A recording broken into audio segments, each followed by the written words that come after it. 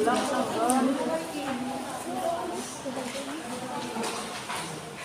gambar 1. Oke.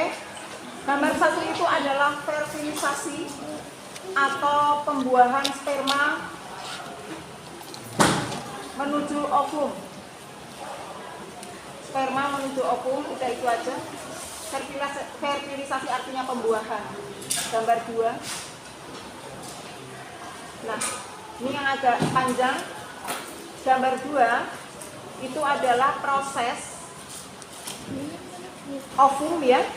Ovum itu keterangannya oke kayak gini. Ovarium mengeluarkan oosit sekunder, kemudian berkembang menjadi ovum di ujung tuba falopi menjadi ovum. Jadi dari oosit sekunder menjadi ovum terjadi di ujung fimbriae ataupun di ujung tuba falopi. Pas masuk gitu, dia langsung berubah menjadi ovum. Sambil lihat gambar ya.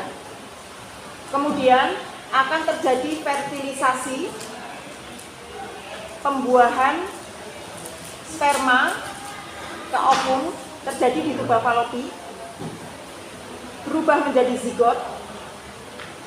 Sambil lihat gambar. Zigot itu muatannya adalah 2N.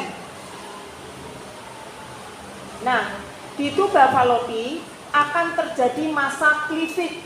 Tulisannya kliviage, pembelahan. Kliviage.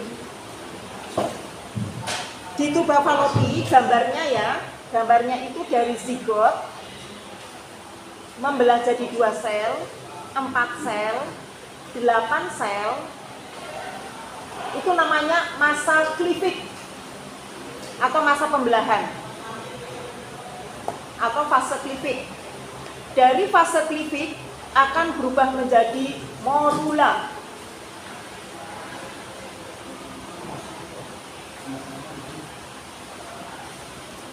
Morula, nama lainnya itu adalah segerombolan sel mirip buah anggur. Jadi kayak segerompol. Segerombolan sel mirip buah anggur itu namanya morula. Kemudian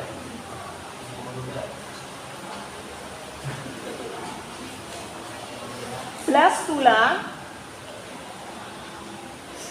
pada saat blastula akan menempel pada endometrium. Blastula menempel pada endometrium. Waktunya adalah 5 hari. Setelah 5 hari, dia menempel pada endometrium. Endometrium kue ya dinding rahim.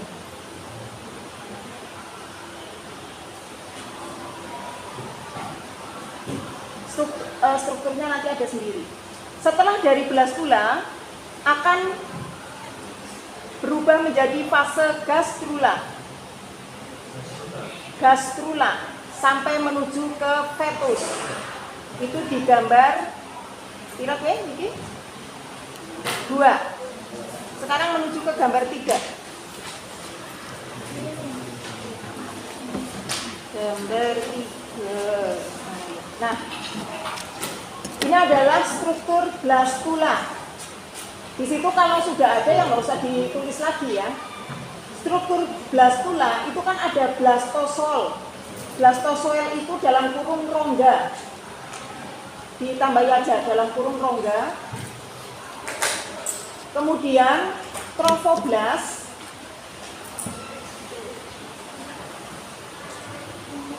Itu dalam kurungnya lapisan luar, sel penyusun lapisan luar, trofoblast. Nah itu kan sudah ada, berkembang menjadi plasenta dan membran kehamilan, berarti harus ditulis itu fungsinya. Terus sel bagian dalam. Jadi di situ ada 3 bagian, sel bagian dalam, sel bagian luar yaitu trofoblast yang akan berkembang jadi plasenta dan membran kehamilan, dan rongga. Nanti saya jelaskan di papan. Sudah. Kita ke gambar 4. Ya.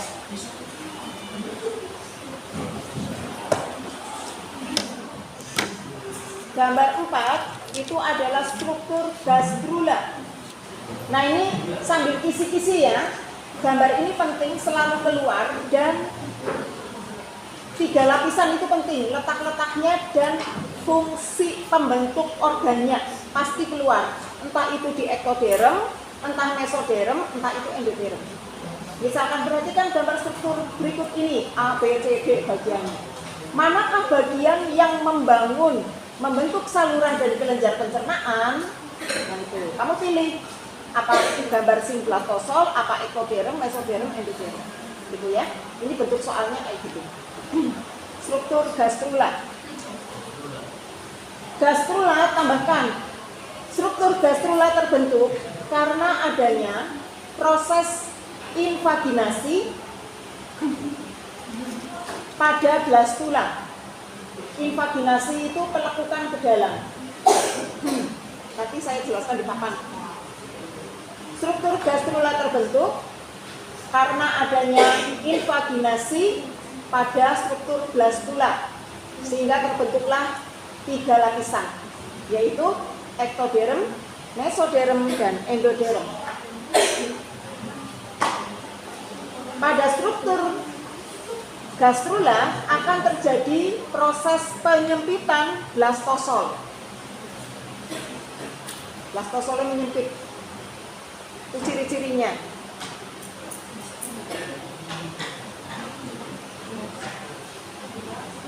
Nah, kemudian kita ke nomor 5 kan nggak ada, berarti nomor 6.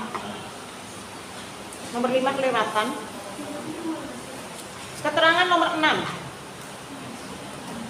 Hanya di sini sudah ada semua ya keterangannya. Pada minggu kelima, minggu ke-10 itu kan ada tangga Romawi 1, berarti itu trimester 1 atau 3 bulan pertama lah kehamilan. Ciri-cirinya pembentukan organ belum lengkap. Sudah itu saja. Kemudian pada 10 minggu sampai 20 minggu, atau kalau buku lain menyebutkan 12 sampai 28 minggu, nggak sama ya setiap buku ya. Kira-kiranya kisaran puluhan itu di trimester kedua atau 6 bulan masa kandungan. Ciri-cirinya organ terbentuk lengkap meski belum sempurna. Jadi ada tangan, kaki, dan sudah lengkap persis kabeh, cuma tidak sempurna. Terus yang terakhir, kalau di situ kan ditulis 20 sampai 40, tapi kebanyakan buku-buku lain itu menyebutkan 28 sampai 42 minggu. Berarti kira-kira trimester akhir sampai dia mau karpus ya, karpus itu kelahiran. Ini ciri-cirinya akan terjadi proses penyempurnaan organ janin. Akan terjadi proses penyempurnaan organ janin. Tahap gestasi itu ya namanya ya. Jadi saya ulangi, tahap gestasi itu adalah tahap kehamilan. Nah, di situ disebutkan bahwa dimulai dari pembentukan zigot sampai ke dia itu berumur 3 semester. Yang biru itu tanda panah biru dilihat. 3 semester 1, ya 3 semester 1, HCG-nya terus meningkat. Nah, tapi pada 3 semester kedua, 3 terus turun. Turun. Kenapa turun? Lah mau kelahiran. Fungsi daripada Mbak dikeluarkan aja, Mbak. Fungsi daripada HCG adalah meningkatkan progesteron dan estrogen. Nah, progesteron estrogennya turun berarti kan rahimnya kandel, ya enggak? Nah, kalau tinggi terus HCG-nya bagaimana? Maka progesteronnya akan tinggi terus padahal sudah waktunya untuk karpus gitu. Jadi pada saat tri semester 2 yang tanda panah hijau itu adalah HCG mulai turun. Nah, dindingnya mulai aman dan arep luruh ya. Karena tidak kenceng lagi, tidak ada progesteron. Nanti pada saatnya harus dibantu beberapa hormon, oksitosin, sehingga si rahim itu mulai kontraksi ya. Orang mau melahirkan itu kan biasanya pembukaan 1. Ada yang paham nggak? Ini terutama yang laki-laki mungkin nggak paham ya. Nggak paham kan? Pembukaan 1, pembukaan 2. Kan suka kayak gitu ibu-ibu ya Mbak? Kalau ada yang pernah dengar nggak? Pembukaan pil sih. 3. Pembukaan berapa sih? Pernah dengar nggak kayak gitu? Pernah ya? Tahu nggak kamu maksudnya? Yang perempuan-perempuan juga saya yakin nggak tahu. Maksudnya pembukaan 1 itu, maaf ya, Bu curang ajari saru loh ya. Itu ya memang ilmu Mbok ini. Jadi dimasuki jari 1, dia 1, 2, 3, nanti sampai 10. Nah, berarti 10. Nah, itu luar biasa Gusti Allah itu. Kalau pembukaan 10 sudah lebar, kepalanya mulai modot keluar. Itu mulai mengejan itu. Jadi si ibu ini mengejan tanpa dia minta, mengejan dengan sendirinya. Nah, itu perjuangannya itu di situ. Makanya kamu jangan berani-berani sama orang tua, terutama ibu, luar biasa perjuangan. Itu sudah nyawa itu, taruhannya nyawa. Jadi 1001 nyawa itu kumpul dengan rasanya seorang karu-karuan. Karena saya punya anak 3, jadi bisa merasakan. Kalau kalian kan belum ya perempuan-perempuan, siap-siap saja. Itu ya maksudnya ya. Kenapa bisa seperti itu? Karena HCG-nya mulai turun. Lah sih nggak ada HCG-nya. Loh, ada loh 10 bulan nggak lain-lain loh. 10 bulan itu tetap bayi. Karena apa? HCG-nya nggak mau turun. Jadi nanti diturunkan, dikurangi. Ya, dengan perlakuan vakum atau dengan perlakuan dikasih obat, jadi supaya mengejar. Lanjut ya. Begitu ceritanya. Nah, sekarang kita lihat di janinnya. Ini kan prosesnya. Kita lihat yang nomor 7, Mbak. 7. Nah, ini juga keluar lapisannya. Dengarkan. Pada 16 minggu, tadi saya katakan, itu akan terbentuk plasenta. Apa itu plasenta? Sudah pernah lihat plasenta? Sing kotak, bentuknya kotak kayak bantal. Sudah pernah lihat belum? Jadi kayak gini, ada janin, ya, ada janin kayak gini. Nah, ini janin saya. Nah, kemudian dia kan nah, ini namanya Arya. Nah, ini ke ibunya. Jadi yang namanya pembuluh darahnya si ibu dengan si baby ini janin, dia nggak pernah nyambung. Maksudnya tidak pernah ketemu langsung. Karena di sini ada jaringan ikat. Jaringan ikat inilah plasenta atau Arya. Ya, gitu. Kalau orang melahirkan, biasanya babynya dulu yang keluar. Nah, baru ditunggu ada yang lama, ada yang 7 menit tidak keluar-keluar, 10 menit nggak keluar-keluar, nanti diberi perlakuan karena plasentanya masih di dalam. Setelah itu potonglah ini dengan gunting, ini juga dipotong dengan gunting, kemudian diambil. Kalau orang zaman dulu kan pernah kayak gitu nggak, dimasukkan ke dalam kendi, diweih potlot, diweih buku, diweih macam-macam ya. Terus kalau biar nggak pilek itu dikasih apa namanya, tapi kadang-kadang seperti itu nyata ya. Maksudnya kalau segi medis nggak bisa diterima, itu apa-apaan sih? Wong namanya hujan misalkan, tapi ketutup dia kok bayinya pilek, bisa dibuka ya? Ya memang tidak jadi pilek gitu. Percaya dan tidak percaya ya. Gitu. Lanjut. Setelah jadi embrio, kita berbesar ya.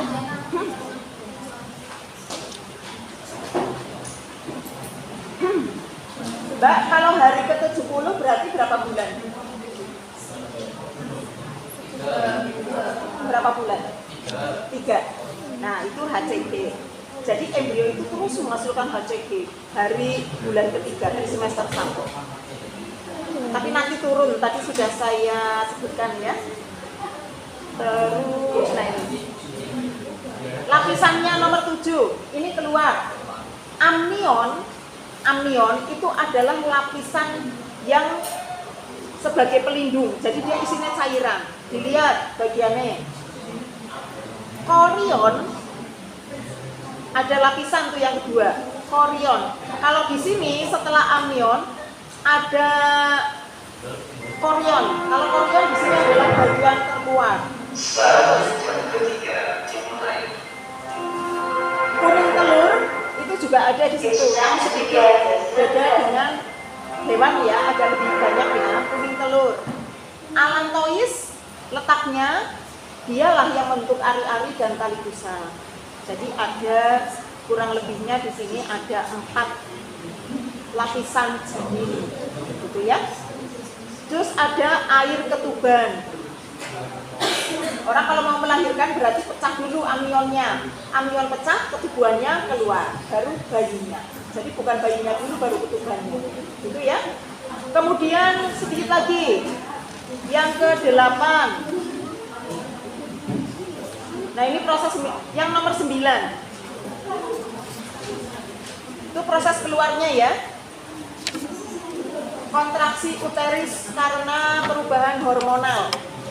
Sehingga serviknya membuka, bayinya keluar. Lanjut, yang ke-10. Nah ini adalah jenis daripada hormonnya. Dipelajari ya. Jenis hormonnya, kemudian, nah ASI penting.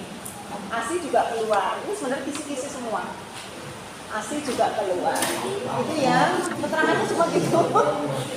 Sudah ada di sini ya berarti rasa ditambahi keterangan. Yes. Nah itu kalau selesai dicap sini. Mana sini sakuk. Kalau tidak, tinggal. Yang keluar paling kelas berapa ya? Ya. Yang ini ya.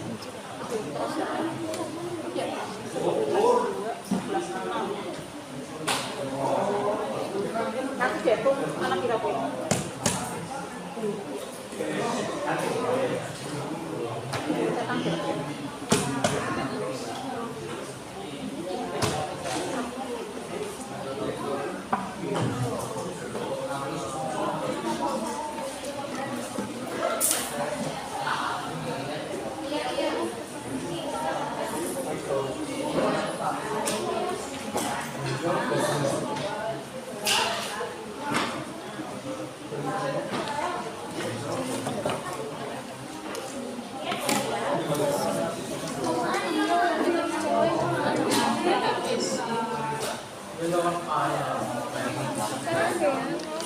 Dia jilat-jilat sosis.